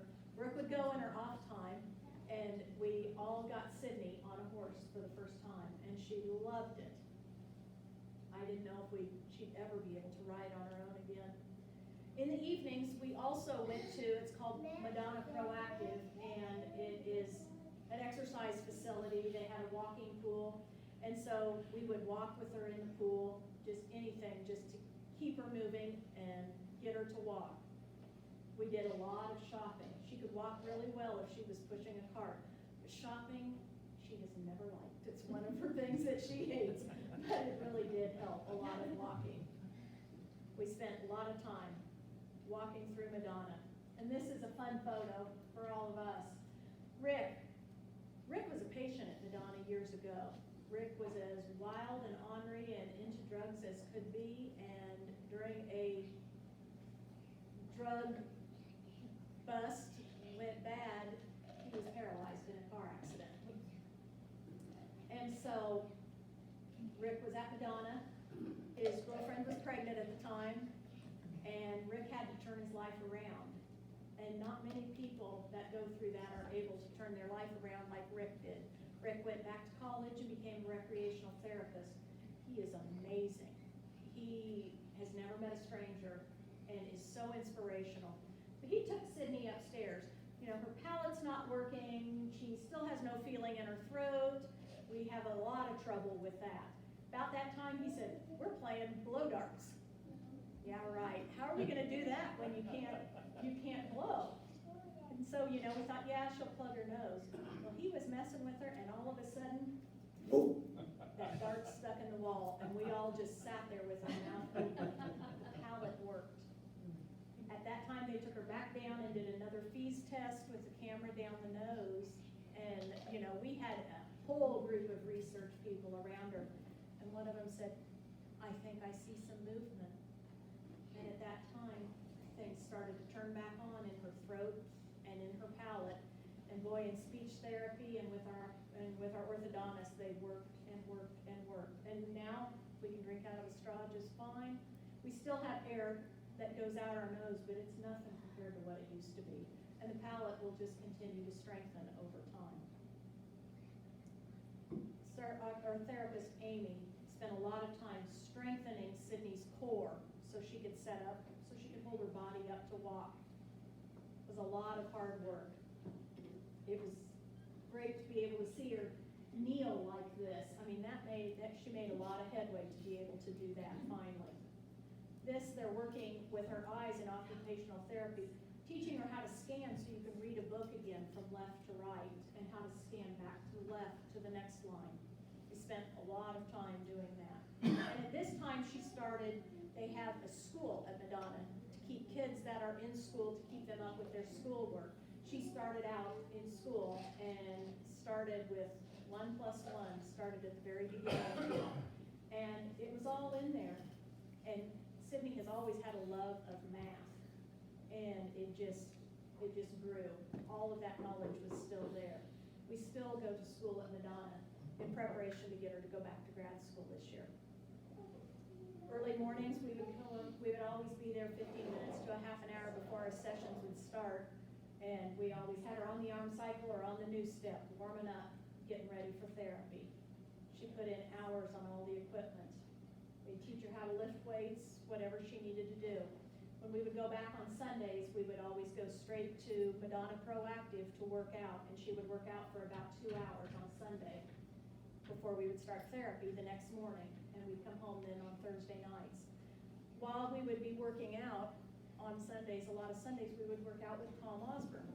the football coach from Nebraska. He was always there, and he would always encourage Sidney. I always feel bad, we never did get a picture with him, but he always just encouraged her, keep working, don't quit. And we, through the whole process, we constantly had people tell us, how much progress she was making all the time, which, it was always hard for us to see it from day to day or week to week, but those people that would only see her once every week or once every month or every other week, why, it was big progress.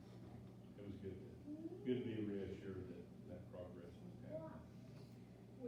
We've been very fortunate. She's got a great group of friends who would always come back and spend weekends with us and help us. It was just good to see them, and it was good for Sidney to be around her friends again. This is Nova down in school. Nova started out at Madonna as a speech pathologist, and so she would really work with Sidney on speech as they were doing schoolwork. And she runs the educational department of both Madonnas. We moved up to this walker, we called it Luke Skywalker, and she could pretty much run in this thing. She couldn't run on her own, but she would run in that thing.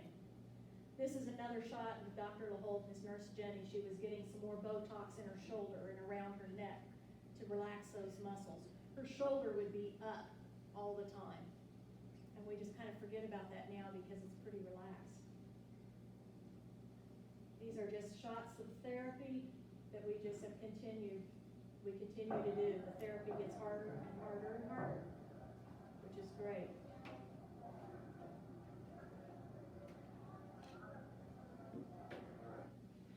This is at home, a lot of practice of throwing balls into boxes.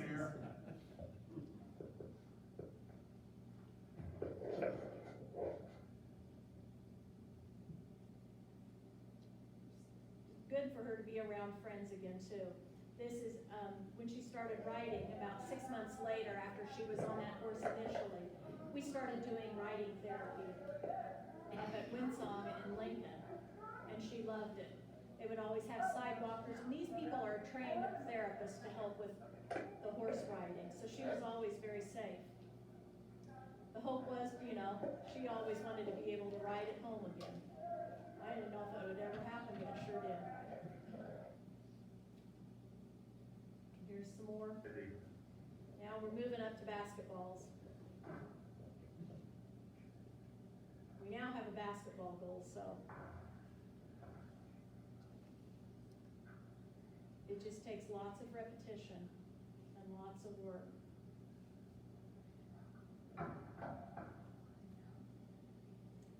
And now she started writing. This is, let's see.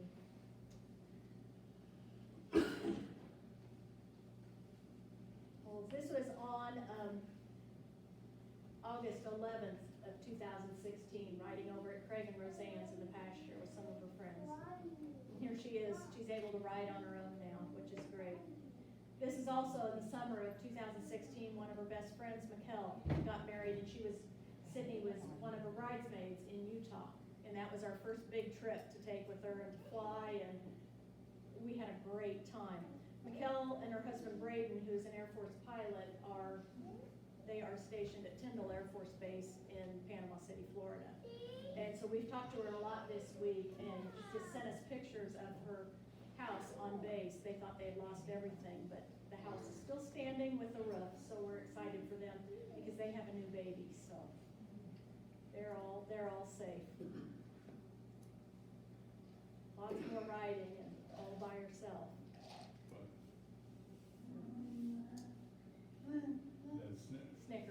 Snickers. Of course, she ended up buying and is out at Kohl's, and she quit riding Snickers right at the moment because she is desperate to get loping again. Going a little faster. Snickers doesn't help well, so. This is a group of people that were patients at Madonna when we were. We became very, very, very close to a lot of the families that were there, and everybody has done very well. We're all very fortunate, and we're all glad to see each other. This is Sidney out riding with Craig. Back at school at Madonna.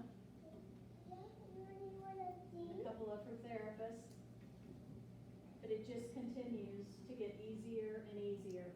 Now she's supposed to continue her therapy at home by doing normal things. So she gets to fold clothes, empty the dishwasher, and a little bit more driving. This is back at her house in Lawrence in her office. And we promised her, if you start walking again, we will go on a trip together. She wanted to go to Cayman Islands. That was her favorite. And here we go. This is Audrey pushing her through the airport, and we're headed to Cayman.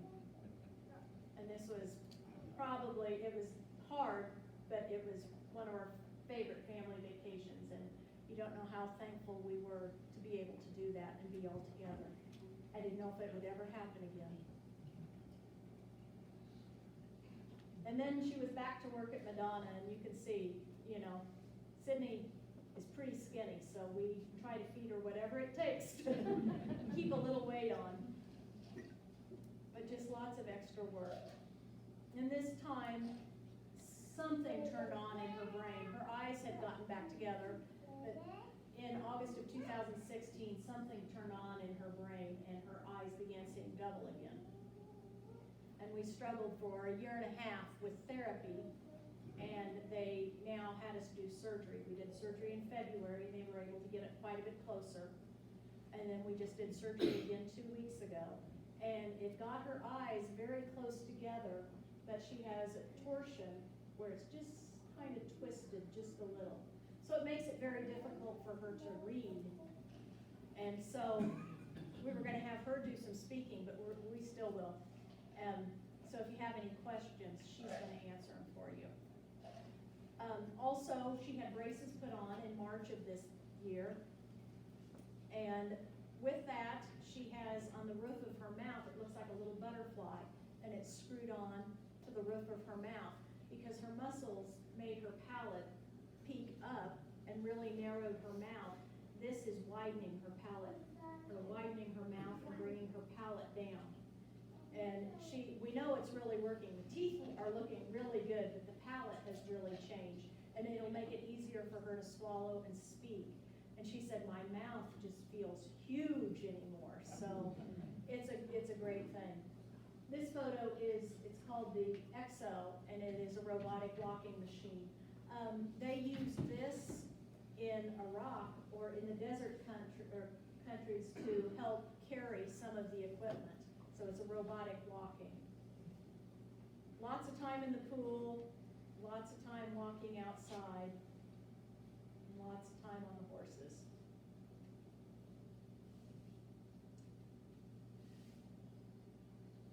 This is when we bought her therapy horse in Lincoln. Snickers came up for sale, so they offered it to Sidney, and we purchased it. Craig and Steve went up with the trailer and picked Snickers up, so been great for her to ride.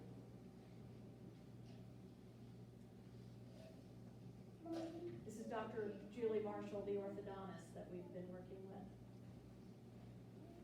Last summer, we spent the entire summer at Madonna. Instead of doing other therapies, we just concentrated on the eyes. This is Dr. Gates working on her double vision, and it did help a lot. We also see a neurological physical therapist out of Lawrence, Kansas, that has helped develop, it's called the Balance Wear Vest, and it's a weighted vest. And that vest, they put weights on the inside of it, and it's training your brain and making those connections on which is the right way to walk. She has a tendency to lean, and so it's trying to correct all of that. Everything is working now. We are just in the process of fine-tuning, and it takes a long time. With an injury like this, they say it takes maybe 5 to 7 years, but that eventually she'll be fine, and she's doing very well. We're very excited. She hopes to go back to graduate school 1 class at a time starting in January, so we'll have a lot on our plate still. We still have a long ways to go, but it's good. This is when they started working on the driving simulator to get her driver's license back. Her driver's license was to expire in February this year, and that was a goal last summer, to get the driver's license before it expired. And they started to work on it, and it took a long time, A lot of extra therapy went into that. A lot of light board. We always go through the Dairy Queen at Belleville. On our way up there, we eat there pretty much every Tuesday. And they were shocked when Sidney for the first time, I mean, they've watched her since the very beginning. So they loved it when she drove through and ordered by herself. Another picture with her doctor. Here she is taking the driver's exam at Madonna. Madonna has a great program and a very extensive program to teach you to drive again and to get your driver's license. And so we went through the entire program. That happened to be Steve's week when he was up there. He was the one that helped her get her driver's license back. But here they are actually doing evaluations with the instructor, and she's testing her. This is where she did the written test. And then after that, she said, okay, you've passed that part. She went and got the keys, and it was time to drive. Well, Steve had really been working with driving her, and so he sat in the back seat the whole time, and Linda, the instructor, sat in the front as the evaluator, and Sidney drove all over Lincoln, down O Street, on I-80, through construction.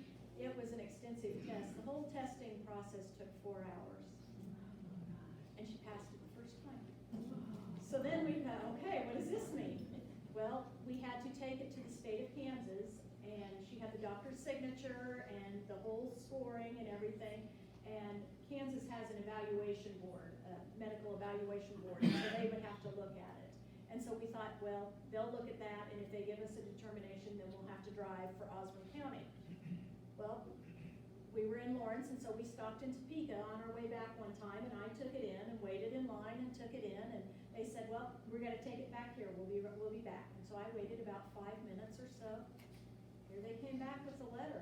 They just signed off on everything. No, you don't need to take another exam, you just need to present this at Osborne and you can get your driver's license. We got out of there as fast as we could. We didn't want them to change their mind, because our goal was to at least get the driver's license, even if we weren't gonna let her drive that much, because she was having surgery in another week or so before her license would expire, and the goal was to just get the license. You know, it's good for another 6 or 8 years, so she'll be driving just fine by then. So we've got it. Here she is with the license. That was a huge deal. And the therapy just continues. We continue to go up to Madonna. We leave on Tuesday afternoon, and we ride horses Tuesday evening, and we're there for therapy all day Wednesday, all day Thursday. And we drive to Lawrence and work with a neuro PT out of Lawrence, and then we come home Friday evening. So Steve goes one week, I go the next. We kind of trade off. These are some more friends that were at Madonna at the same time that we were, and so it's just fun to get back together. The girl standing next to Sidney is Heather, the young gymnast that fell from the ceiling. Her family is from California, and she was going to school in Lincoln, and her parents graduated from Union College in Lincoln as well. And so her father still lives in California and works for a software company, and her mother and sisters moved to Lincoln, and so they're back and forth. So we're still doing therapy, and they said probably Sidney and Heather, they've never had anybody straight through in therapy as long as we have all been. A lot of people, you know, insurance kicks them out, and so they go someplace else, and then they are able to come back for a while. But we've been there. It'll be 4 years this year, and that's at home, just working on research papers, trying to get her back up to that level to do graduate school work. These are fun. She does not like to run. She didn't like to run beforehand, but the goal was, if something happens and you're walking on campus and a car drives in front of you, you need to be able to run a few steps to get out of the way. So here we go. We're learning to run. And the hardest thing was to catch air as you run. It was hard work. And that was one of the first times she had done it, and now it's gotten much better, so we know she'll be safe if, you know, she can get out of the way. We continue to do lots and lots of stretching. This is back at grad school at KU with one of her professors and another professor, and they've been with us since the very beginning. Sidney is still enrolled in the program at KU, and they're just waiting for her to come back. You know, we've been very fortunate. They could leave her enrolled in it for 5 years, and this will be 4 years, and so we hope to go back in January, one class at a time. It's gonna take a couple years to finish those 4 classes and some internships. But we don't know, what she will do. She was a school psychologist, but she's learned a lot and had a lot of experience, and hopefully she can use that to help someone else. This is our last photo. Sidney missed Audrey's graduation at Baylor, but she was able to be there when Audrey graduated from law school at the University of Texas in May. So it was a wonderful time for all of us to be together. So for Thanksgiving this year, we're going down to Audrey's, and Sidney's going to spend a week with Audrey. At Madonna, they call it Camp Audrey.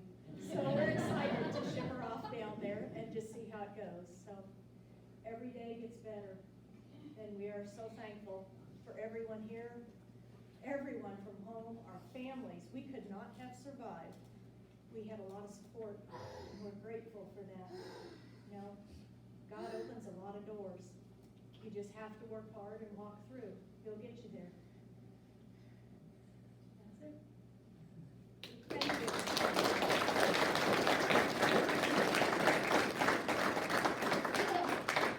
Okay, we're going to have Sidney come up. So if you have any questions, she's going to answer them for you, and if we need to, we'll interpret.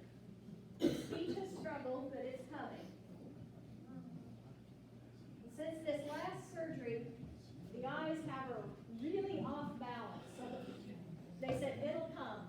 Right now, I said, it's kind of like we're backtracking a little, and they said, no, you're still going up that mountain. Right now, you're just going around a boulder, and you'll just shoot forward after that. So we expect a lot of great things after that. So if you have any questions, Kathy. So, do you have to have Botox shots still in your shoulder? You had one just recently in her hip and some in the right shoulder. We didn't have them for quite a while. And we're now starting to do a little bit of that again because her hip flexors are really tight, and we're trying to force those to relax. And so we had Botox 6 weeks ago, and we're gonna do one more round of it on the 24th to hope that usually about 2 rounds for us relaxes that enough that hopefully we can get that under control. Does it hurt?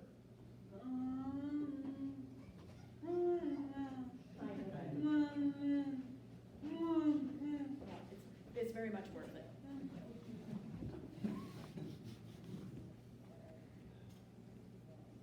What was the hardest part of the driver's test?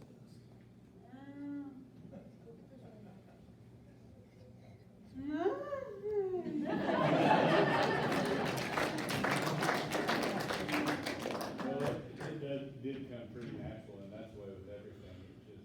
It may be hard, but once you start doing it, all that memory just comes back as what to do. Cindy, Just do you take ever time. get tired of mom and dad pushing you all the time?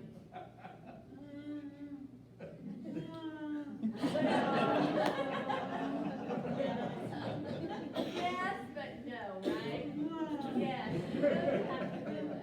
That's probably been one of the biggest things is that we do see a lot of patients up there that take a lot of pushing and encouragement, and Sidney didn't. Sidney was always, even when she was semi-conscious or semi-responsive, she just tried to respond, and all through this, why we have encouraged her, but we have done very little pushing. Yeah, good. So, Yeah. other people may have different. She does have her moments. We're very grateful that Madonna has a great psychology department, and we had not used them at all. And as she's getting better and everything's coming easier, and she's getting ready to transition to back to school, they wanted to start talking to her because they said, she's gonna need to talk this out. And so within this last month, we just started with some counseling, which has been just great, someone else for her to talk to besides us to tell her how to figure things out. And they love it because she's a psychologist as well, so, Sidney knows what's going on. So we'd ask her, how'd it go, what'd you and Kim talk about? Well, I can't tell you, it's protected under HIPAA rights. Way too much. Yeah, we asked, but it's good. Well, we kept you a lot longer than we intended to, but it's been a 4-year journey, and so it's kind of hard to narrow it down. So it's been wonderful. But one of the things that we are raising money for, and we were contacted by another family from Madonna. Their young daughter, Alexis Verzel, had gone through shaken baby syndrome, and her babysitter had shaken her. And Alexis is now 11 years old, and they live in Lincoln now. And that is who the pediatric unit is named after at Madonna. But anyway, they contacted about 20 families that had been there off and on. And they're using all of us to raise some funds for this Alter G bionic leg. They would like to have a couple, some at Lincoln and some at the facility in Omaha. But to help other families, it's another form of therapy, just whatever it takes to work. But the goal for our group of 20 families is to raise $20,000.